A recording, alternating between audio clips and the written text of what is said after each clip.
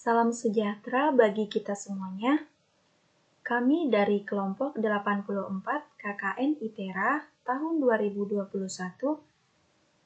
kami akan menyampaikan sebuah materi tentang bioekonomi untuk SMA Negeri 1 Sukoharjo. Nah, sekarang kita masuk ke bagian sejarah bioekonomi. Nah, jadi pada awalnya ada seorang teoretikus biologi laut asal Rusia yang bernama T.I. Baranov. Nah, dia menamakan karya ilmiahnya dengan istilah bionomics atau bioeconomics. Tetapi di dalam karya ilmiahnya ini tidak mengandung atau tidak tersinggung tentang faktor-faktor ekonomi. Nah, jadi bioekonomi ini juga berkembang dari teori awal, yaitu ekonomi perikanan. Awalnya pada pertengahan 1950-an oleh ekonom Kanada Scott Gordon 1954 dan Anthony Scott 1955. Jadi ide-ide mereka ini menggunakan format terbaru dalam pemodelan biologi perikanan. Nah, jadi seperti itulah kira-kira dari sejarah terbentuknya bioekonomi itu. Nah,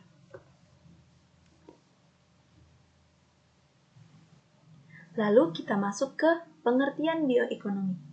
Apa sih bioekonomi itu, ya kan?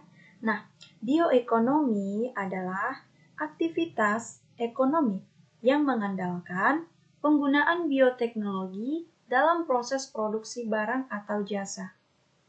Nah, bioekonomi juga merupakan sistem ekonomi yang mengolah sumber daya alami dan terbarukan dari daratan dan lautan menjadi bahan makanan manusia maupun pakan ternak serta bahan bakar industri dan energi. Nah, jadi dapat kita simpulkan bioekonomi ini adalah penerapan beberapa bahan-bahan yang ada di lingkungan sekitar kita digunakan untuk suatu barang yang bernilai berkualitas sesuai yang kita harapkan. Seperti contohnya bisa diambil dari terumbu karang ya. Nah, jadi terumbu karang ini bisa diproduksi, bisa jadi dari obat-obat tradisional, bisa juga dari makanan ataupun hal lainnya. Jadi kita bisa dari lingkungan-lingkungan kita bisa kita pergunakan menjadi suatu produksi barang atau jasa, baik di dunia industri maupun di dunia ekonomi lainnya, seperti itu.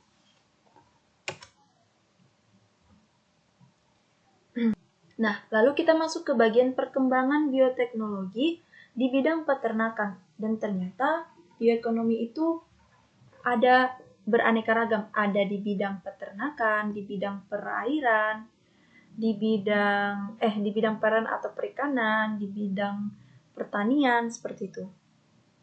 Nah, kalau dia di bagian bioteknologi di bidang peternakan, itu adalah seperti penerapan biosains ya, maksudnya proses-proses biologi. Nah, seperti tadi contoh seperti terumbu karang, atau itu bisa diproduksi dari lingkungan sekitar kita menjadi suatu hal atau nilai yang sangat bermanfaat, terutama untuk kesejahteraan manusia. Karena sistem hayati dari terumbu karang ini sangatlah tinggi. Spesies-spesies yang ada di dasar laut itu sangat banyak. Jadi bisa kita gunakan sesuai dengan kita mau. Dan juga bioteknologi dalam bidang peternakan ini dapat pula didefinisikan sebagai teknologi yang menggunakan sistem hayati, ya, atau penerapan praktis organisme hidup atau komponen subselulernya pada industri jasa dan manufaktur serta pengelolaan lingkungan. Nah, jadi yang seperti saya katakan tadi, kita bisa mengelola dari lingkungan kita menjadi suatu barang atau jasa yang diproduksi di bagian industri, seperti itu. Nah, kita masuk ke bagian potensi ekonomi sumber daya maritim. Nah, ini di bagian perikanan, bioteknologinya. Nah, kita bisa lihat di sini ada penangkapan ikan ya. Nah, jadi potensi budidaya ikan, ikan kakap, kerapu, gobia, udang, moluska, kerang-kerangan, mutiara, teripang, dan rumput laut. Nah, potensi luasan budidayanya sebesar 2 juta hektar. 2 juta hektar ya. Atau 20% dari total potensi lahan perairan, pesisir, dan laut berjarak 5 km dari garis pantai dengan volume 46,73 juta ton per tahun. Lalu potensi budidaya payau atau tambak mencapai 913.000 hektar. Nah, itulah hasil dari produksi dari perikanan itu. Ini juga suatu hal bioteknologi ya. Nah, lalu itu contohnya. Sejak saat itulah, beberapa buruh tani secara sembunyi-sembunyi menikmati kopi luwak tersebut dan saling memberi antara sesama buruh tani. Nah, dan ternyata mereka ini melakukan ini secara sembunyi-sembunyi karena mereka sangatlah ingin tahu apa sih dari rasanya seperti itu ya. Nah, jadi sampai pada suatu saat mengenai kenikmatan kopi luwak sampai kepada warga Belanda, pemilik perkebunan, maka kemudian kopi luwak yang unik tersebut menjadi kegemaran orang kaya Belanda, serta mulai dikenal dan banyak disukai para penikmat kopi. Nah, karena kelangkaannya serta proses pembuatan yang tidak lazim dan unik, maka kopi luwak merupakan kopi yang paling mahal sejak zaman kolonial Belanda. Nah, itulah teman-teman atau adik-adik sedikit saya kasih dari sejarah kopi luwak ya, kira-kira. Itulah asal muasal dari adanya kopi luwak itu, ya. Nah, ini tadi sudah kita lihat. Nah, sekarang kita masuk ke penerapan bioteknologi dalam bidang peternakan antara lain itu ada transplantasi nukleus. Nah, yang nukleus atau cloning ya, teman-teman. Nah, yang kedua ada namanya teknik inseminasi buatan. Nah, yang ketiga ada namanya transfer embrio. Nah, jadi penerapan bioteknologi dari bidang peternakan ya.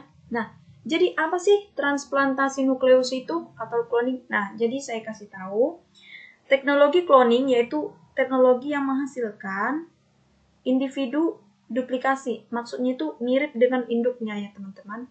Nah, jadi teknologi cloning ini sudah berhasil dilakukan pada beberapa jenis hewan.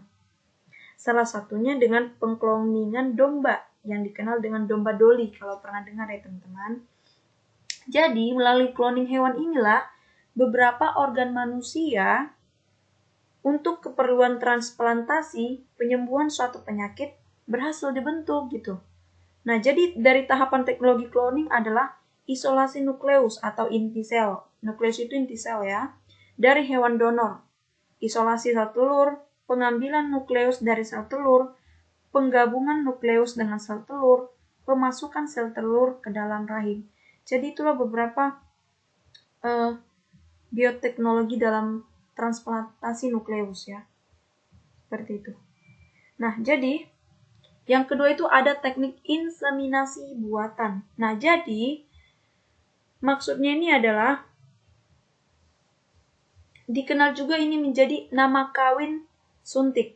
Nah, ini adalah suatu cara atau teknik untuk memasukkan sperma yang telah dicairkan dan diproses terlebih dahulu yang berasal dari ternak jantan ke dalam saluran alat kelamin betina dengan menggunakan metode dan alat khusus yang disebut insemination gun. Jadi ini teman-teman jadi ini adalah beberapa penerapan bioteknologi. Nah, yang ketiga itu ada transfer embrio. Jadi transfer embrio ini saya kasih penjelasan. Apabila kawin suntik memfokuskan pada sperma jantan, maka transfer embrio tidak hanya potensi dari jantan saja yang dioptimalkan, melainkan potensi betina berkualitas unggul juga dapat dimanfaatkan secara optimal. Teknik ini tidak perlu bunting tetapi hanya berfungsi menghasilkan embrio yang untuk selanjutnya bisa ditransfer pada induk titipan dengan kualitas yang tidak perlu bagus tetapi memiliki kemampuan untuk bunting. Nah, seperti itu. Jadi kira-kira embrio ini dapat langsung ditransfer ke dalam sapi resipien atau dibekukan untuk disimpan dan ditransfer pada waktu lain. Nah, seperti itu kira-kira. Jadi, ini adalah bioteknologi dalam bidang peternakan. Banyak sebenarnya langkah-langkahnya, dari transplantasi, teknik inseminasi, transfer. Inilah dari kajian-kajian dari bioteknologi seperti itu ya.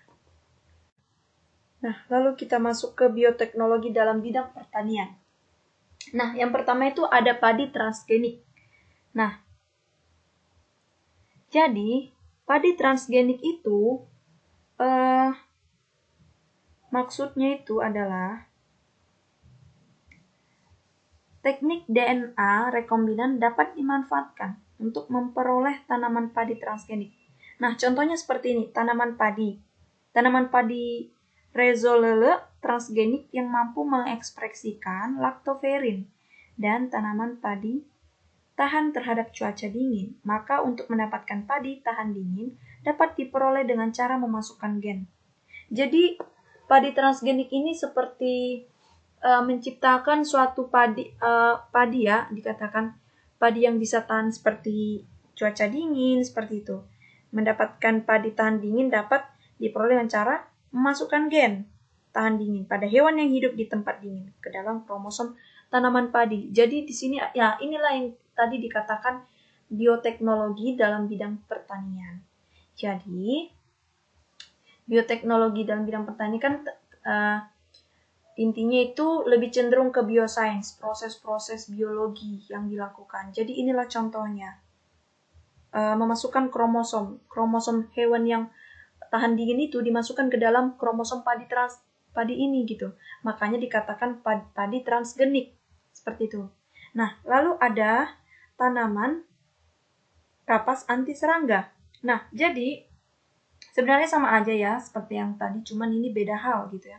Jadi tanaman kapas transgenik ini anti serangga diperoleh dengan memasukkan gen delta endotoksin Bacillus thuringiensis ke dalam tanaman kapas melalui teknik DNA rekombinan. Jadi sama halnya seperti tadi.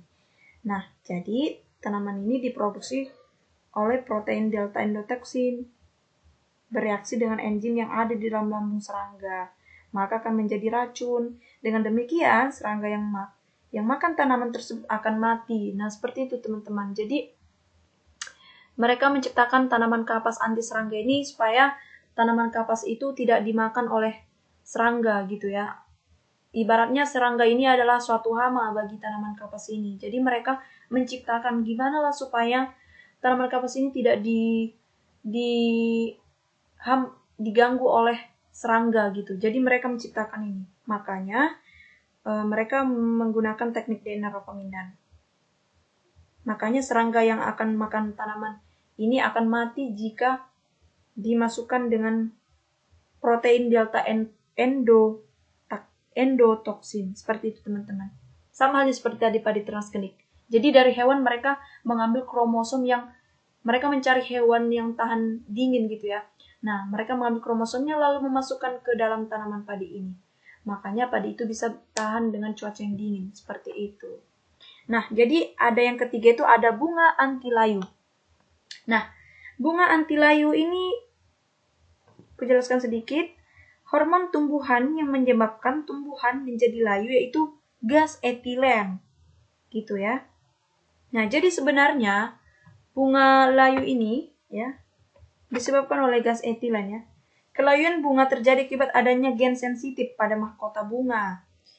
Nah, jika gen tersebut diganti dengan gen antisensitif, maka kelayuan bunga dapat ditunda. Dikembangkanlah anyelir transgenik yang mampu bertahan hingga 3 minggu. Sementara bunga anyelir umumnya hanya bisa bertahan segar pada 3 hari saja. Nah, jadi mereka melakukan seperti inilah ya. proses-proses biologinya. Sama halnya seperti pada contoh pertama, kedua, dan ya, seperti itu. Nah, ada buah tahan busuk. Nah, ada juga nih bioteknologi buah tahan busuk ya. Nah, jadi hormon etilen merangsang pematangan atau pemasakan buah melalui rekayasa genetikan. Maka, ditemukanlah upaya untuk mencegah kebusukan pada buah. Contohnya, tomat flavor serve tahan busuk. Nah, jadi sebenarnya banyak ya yang bisa kita ciptakan itu untuk khususnya untuk bidang-bidang apa? Untuk seperti tumbuh-tumbuhan, tanam-tanaman yang diserang oleh hama. Jadi kita bisa menciptakan obat atau pengendali dari hama itu gitu ya. Bisa kita gunakan atau bisa kita produksi. Nah, yang kelima ada pembuatan pupuk melalui teknologi BioSP. Nah, jadi ini juga sangat bermanfaat ya bagi khususnya untuk petani-petani ya. Jadi mereka sebenarnya sangat membutuhkan obat-obatan ataupun pemakaian pestisida seperti pupuk, obat hama, dan lain sebagainya. Mereka sangat membutuhkan karena hama pada tanaman-tanaman tertentu. Nah, yang kelima ada pembuatan pupuk melalui teknologi BioSP. Nah, jadi di dalam pembuatan pupuk ini, pupuk organik dibuat dengan memanfaatkan mikroorganisme mampu mengurangi penggunaan asam organik hingga mampu mengurangi terjadinya pencemaran lingkungan hidup dan ongkos produksi. Contohnya pupuk superfosfat yang dibuat dengan teknologi BioSP menggunakan mikroorganisme pelarut fosfat. Jadi ini pembuatan pupuknya juga seperti itu ya untuk tanaman padi, untuk perkebunan gitu ya. Nah, yang keenam itu ada kain alami sintetik. Nah, dengan memanfaatkan bakteri yang mampu mensintesis polyester dan didapatkanlah kain yang tidak mudah putus. Jadi, ternyata bukan dalam dunia pertanian atau perkebunan saja. Di dalam dunia produksi kain juga sangat bermanfaat ya. Seperti kain alami. Jadi kalau misal ada kain yang mudah putus, jadi mereka bisa mengatasinya dengan membuat kain alami sintetik dengan apa tadi? Menyintesis polyester atau suatu bakteri seperti itu ya. Jadi mereka mengambil bakteri ini untuk supaya kainnya bisa tidak mudah putus seperti itu kira-kira. Nah, terima kasih. Begitulah beberapa dari pemaparan materi kami tentang bioekonomi. Jikalau ada salah kata, kami mohon maaf. Semoga penyampaian materi ini bermanfaat bagi adik-adik semua, atau teman-teman semua, baik untuk diri sendiri maupun untuk semua orang. Sekian dari kami. Terima kasih. Salam sejahtera bagi kita semua.